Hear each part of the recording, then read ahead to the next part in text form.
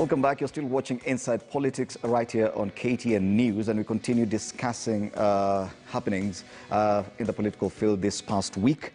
Now, the Uhuru feud and calls for the reconciliation of the two leaders continue to elicit mixed reactions across the political divide.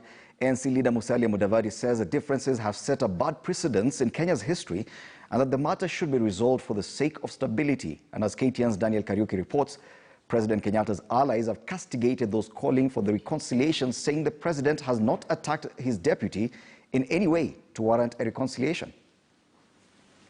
We are deeply concerned that if this open disagreement between the president and the deputy president is taken up by their supporters, the trickle-down effect it could generate across the country would be dire to even contemplate. That was Wednesday. Lakini mimi niko ready without condition any moment kwa sababu tulichaguliwa pamoja na Wakenya. Then hours later, Deputy President William Ruto will respond to the calls, bowing to pressure and extending an olive branch to the president, but hitting out at the president's allies.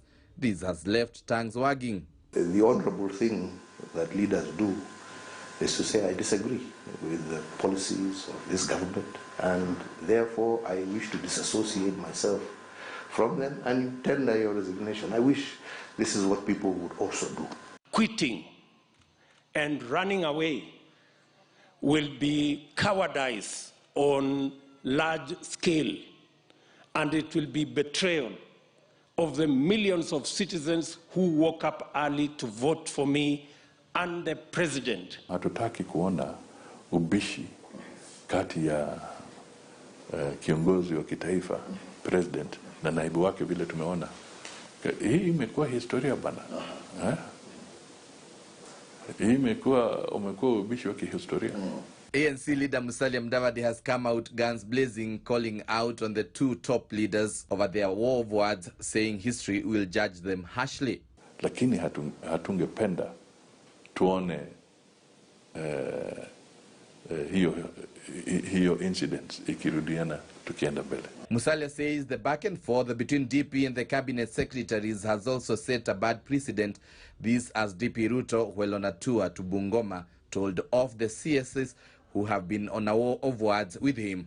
Mawaziri kazi yao siku hizi ati ni kujaribu kunihujumu, kunitukana, kufanya hiyo mambo yote. Mimi nataka niwaambie hawa watu, wacheni kuharibu nafasi ya serikali kwa matusi. Kwendeni mupange vile bei ya mafuta ya petroli itashuka chini. Yes, a very pregnant pronunciation there by the church leaders, Catholic church leaders, Catholic bishops, calling for the reconciliation between President Uhuru Kenyatta and his deputy. Now, many may take this kind of pronouncement at face value, but we know from history that when the church comes out and makes such a comment, there's a deeper meaning or something else that's going on behind the scenes. Is that the case? Do you think it's just a message? The church leader sat down somewhere and said, I think it's time for Uhuru and his deputy to come back together? I don't think it's just a statement. I think maybe the church behind the scenes, maybe without coming public to say, maybe they have tried to reach out to the two principals to just come back together. Because remember, after the 2017 election, the handshake was put on the basis of reconciliation.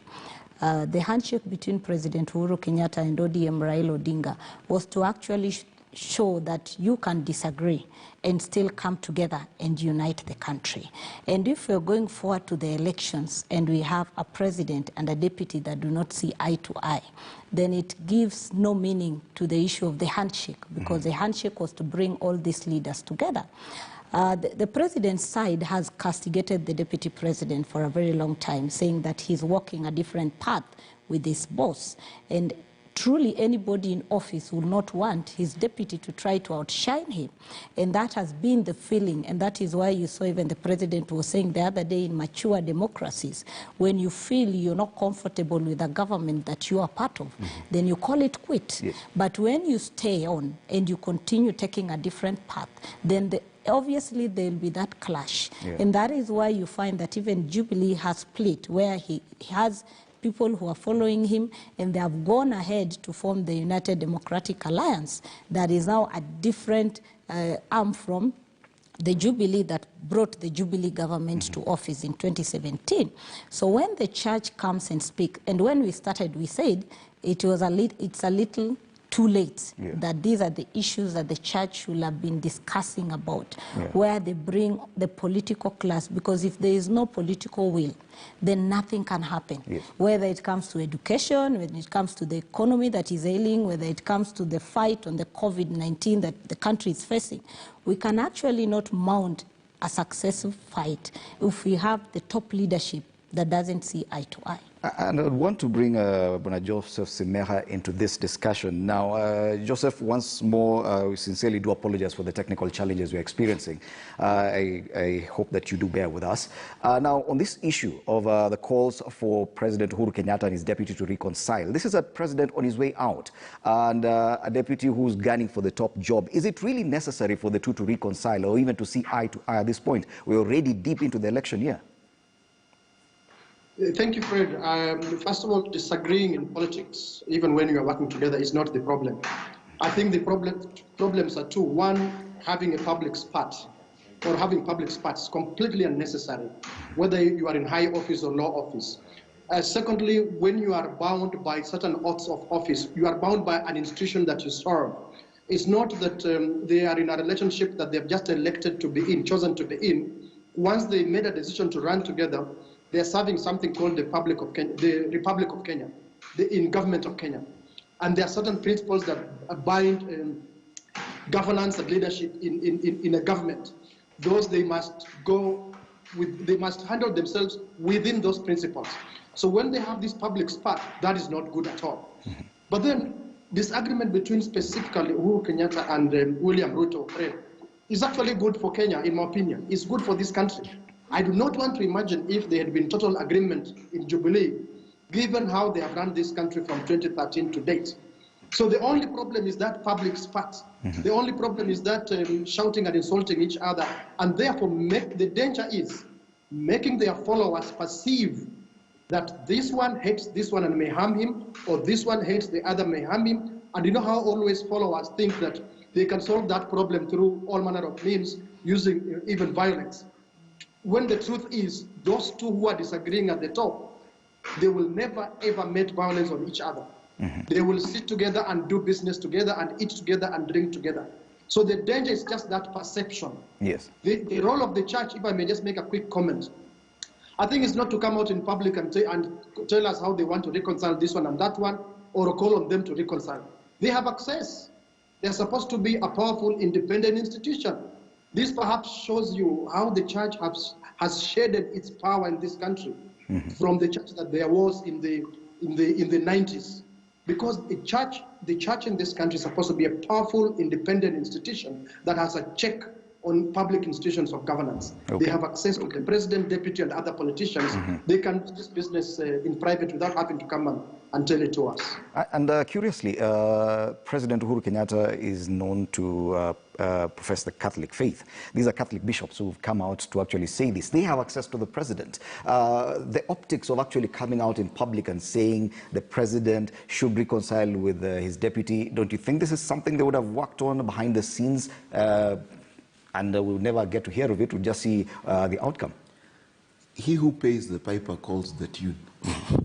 So do you expect the person who pays the bishop to respect the bishop? When the bishop bows to kiss his feet every time he shows up. Are we saying that the church leaders are on someone's payroll? I know they earn a salary. In fact, if you watch news tonight, you will see how much some of them are here, got a car yesterday, things like that. So definitely they're on a payroll. So the issue here is not whether the church can play a role. They'll be allowed to, because the same way you allow your servant to tell you sometimes how to clean your car, not because he's a car owner himself. This is the issue. But the greater issue for me between the spat between Uhuru and Ruto is this. It is simply the term dynasty versus hustler. And Shimeha has put it very well. It starts as Uhuru the dynasty, Ruto the hustler. Then it trickles down to now between Bichachi and Roslyn, who's the hustler, who's the dynasty, based on the cars we drive. Now, after cars, we go into hustler versus dynasty, motorbike versus cars, like that. The division between William Ruto and Uhuru Kenyatta is dividing our society. That is number one. Number two, we need to remember that they occupy offices that will exist beyond them. This is not an issue of whether you like Ruto or you like Uhuru. The question is, 20 years from now, how will a deputy treat the president and how will the president treat the deputy? The question is, if this is what the president and deputy are showing us, how will we expect our county governments to work? Because it seems to me that if I was selected to be a deputy president, I promise you, based on the precedents I have seen, you shall see no rest. Because we will have a discussion after the next break. I will go to cabinet and say, Big Four is on track. Yeah. I will go to cabinet and agree that the budget is good. Then I will come out the very next day and say Big Four is dead. Yes. And say this government is harassing my hustlers because the fuel has increased. Yet my MPs, the people who agreed to that thing were there. It is that sort of disillusionment and doublespeak that we are introducing into our political system. And I promise you we will reap the wind. Yes. It has nothing to do with who you like. So don't tell me I'm who's mole. I'm telling you a fact. You go try it with your wife tonight, Fred. Try with your wife the way Uhuru and Ruto are doing. Then we see what happens. I want this conversation to go back to the issue that it's the church that's coming out to make this statement. And the fact that they have access to the president, they have access to the deputy president. Then the deputy president quickly jumps on the bandwagon and says, I'm ready for this reconciliation. Do you really think there's such a reconciliation in the works, that anyone is actually working on a possible reconciliation between the president and his deputy? Fred, remember even before we had the handshake, the church had actually reached out to the president and reached out to Raila. But during that time, nobody from the church, I remember it was the media that was even pricking the church to get to know what was happening behind the scenes. But yet, the church had reached out to the leaders. So the fact that the church has come out and say we are ready to reconcile the leaders, either they are starting now, or it is something that has been in work in progress, because remember we are talking about going to the election just some months. When you're going to an election where we have a fractured top leadership, where the deputy and the president are not seeing eye to eye, there is a problem. Remember when Kenyans went to the polls in passed the 2010 constitution. There was a reason why the people passed the position of deputy president and not that of the vice president. Now, what we are seeing now takes us back to history during the first times of the vice presidents, where the vice presidents were not able to see. Remember, even Jaramogi Oginga Odinga at some point tendered his resignation when he said history will judge him when he will have to tell Kenyans that he was earning a salary for doing nothing. And we saw subsequently, we saw many deputy presidents step out of the way. It is only the late President Daniel Arap Moi who succeeded, and it was by default because the then president had passed on. And Kibaki, who also succeeded, but not because he was a deputy then, but he had to quit and try twice before becoming a president. So actually what we are seeing now is putting the office of deputy president like a jinxed office. Now when we go to the elections, who will want to be a number two? Because what we are seeing, despite even this thing guaranteed in the constitution, we are still going to see the wars between these two leaders. And you know, ladies and gentlemen, because I can see this conversation going, we jump in the gun, because that conversation about the office of the deputy president or the number two, we'll have that discussion after the break. I'm more concerned now about this call for reconciliation. Who stands to benefit from any such reconciliation? We saw what the handshake did. It changed the political alignment, and the field was changed forever. If at all it would ever happen that we wake up today and we see on our screens President Uhuru Kenyatta and his deputy shaking hands outside Harambee House, what would that portend? Bwana Joseph Simeha, what would that portend if at all this reconciliation was to happen? I think just the cooling down the temperatures, honestly, I think in the disagreement itself, there's no substance in that.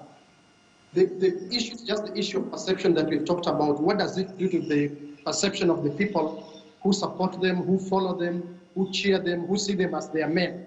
That is where the problem is, and therefore, if and when they do come together and do it publicly, it will send a positive message in terms of just toning down the political temperatures, in terms of toning down what could easily spiral into enmity and even violence. So it would be good.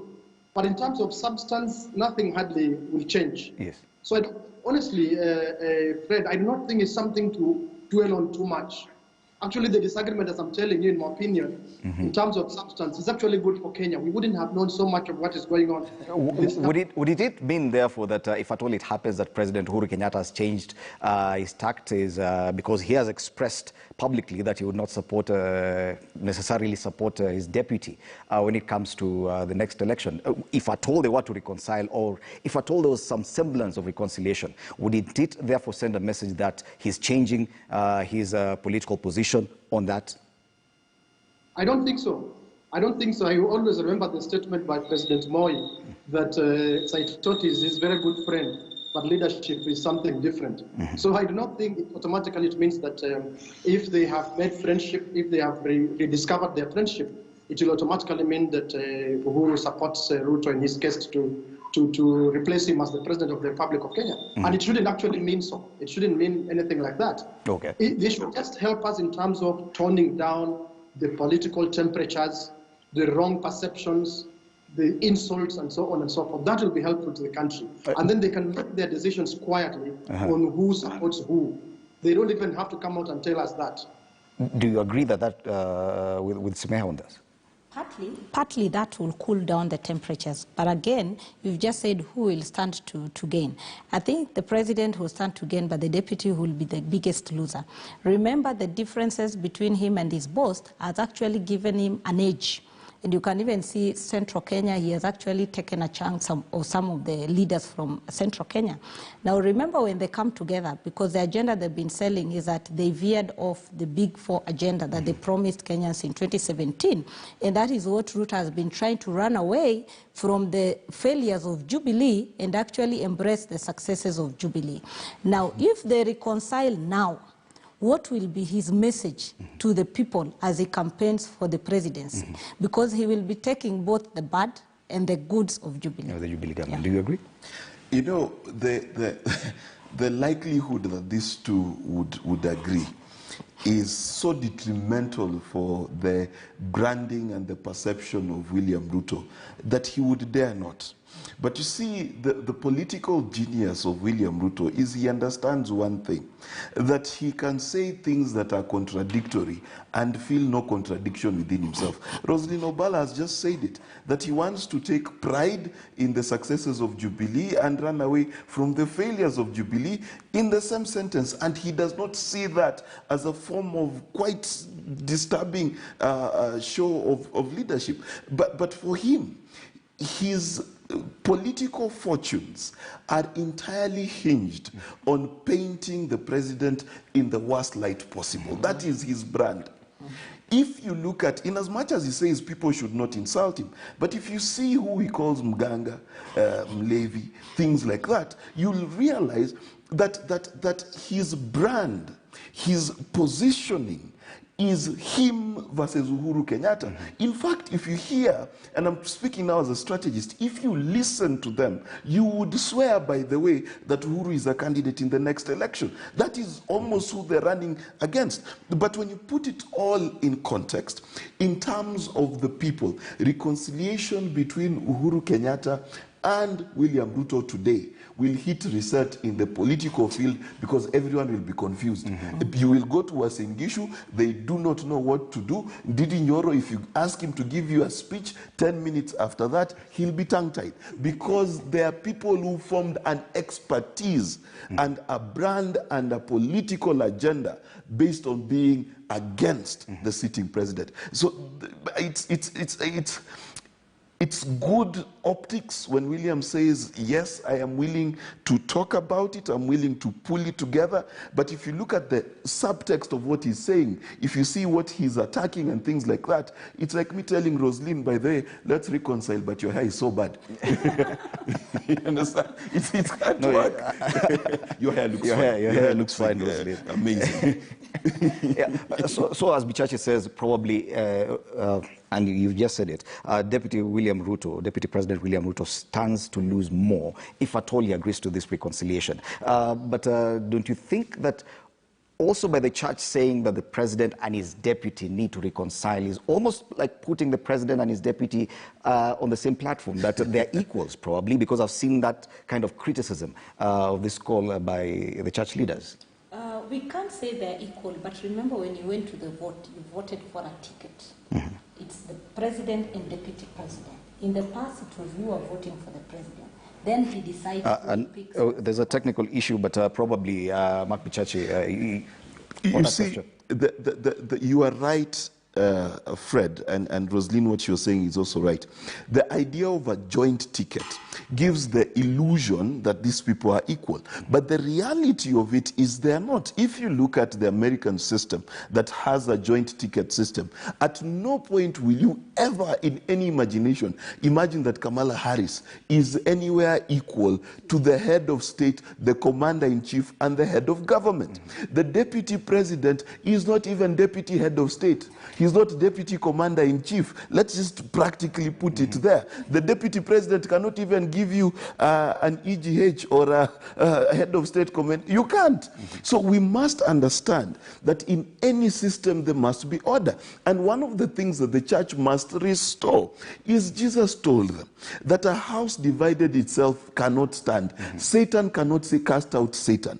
In other words, for this country to move forward, we must understand, underscore and underline, a deputy president is not equal to a president. And the correct order, and this is not me being partisan, the correct order is this, that if I come to this show and I disagree with how the show is done, it is not Fred the host to resign. It is me, because I am the junior. And there's nothing wrong with being junior. This is the problem. The deputy president, by virtue of even the title deputy, should come out and deputize the president. That is his constitutional role. You cannot play the role of deputy and official head of opposing everything the president does at the same time. Yes, and I can see my panelists are keen on talking about the position of the deputy president. Going forward, looking at what this position has been over the last 10 or 5 years especially, what will happen? Is it that lucrative of a position? Let's take a break. You're watching Inside Politics on KTN News.